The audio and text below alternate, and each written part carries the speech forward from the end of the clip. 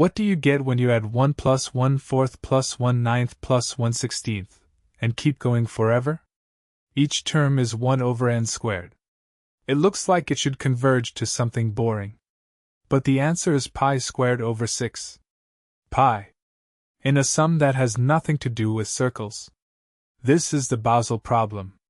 It stumped mathematicians for nearly a century, until Euler cracked it in 1735. Let's start with what the sum actually looks like. 1 over 1 squared plus 1 over 2 squared plus 1 over 3 squared, and so on. The terms shrink fast. By the 10th term, you're adding 1/100th.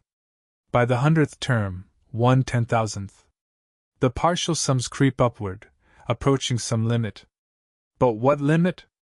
Mathematicians could compute it numerically.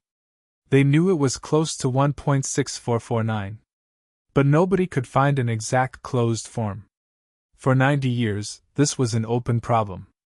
Then Euler did something audacious. He treated the sine function as a polynomial.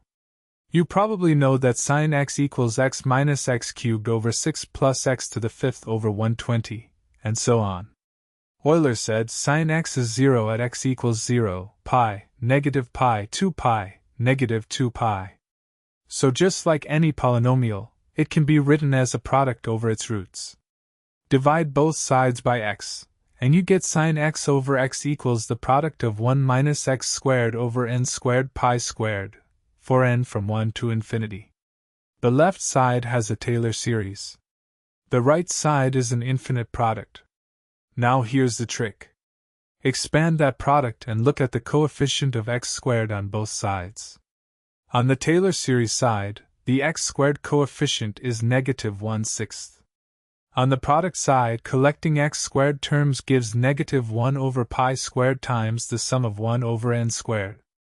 Set them equal. Negative 1/6 equals negative 1 over pi squared times our sum. Multiply both sides by negative pi squared, and you get it.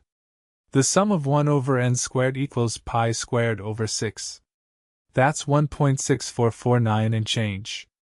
Exactly pi squared divided by 6. Now why does pi appear here? Pi is fundamentally about periodic functions. Sine is periodic. And sine zeros, the places where it crosses the axis, are all multiples of pi. When Euler factored sine over its roots, pi was baked into every single factor. The sum inherits pi from the structure of sine itself. This result launched an entire field. Euler went on to compute the sum of 1 over n to the 4th, and to the 6th, and beyond. Every even power gives a rational multiple of pi to that power. The odd powers remain mysterious to this day. Nobody knows a closed form for the sum of 1 over n cubed. We call it Apéry's constant, and it's proven irrational, but we can't express it in terms of pi. The Basil problem also connects to the Riemann zeta function. Zeta of s equals the sum of 1 over n to the s. The Basil sum is just zeta of 2. This single function encodes the distribution of prime numbers, and it all started with Euler asking what 1 plus a quarter plus a ninth adds up to. So the next time someone tells you pi is just about circles, remember this. Pi hides in the sum of reciprocal squares. Not because of geometry, but because of the deep periodic structure underlying all of mathematics. And the answer is pi squared over 6.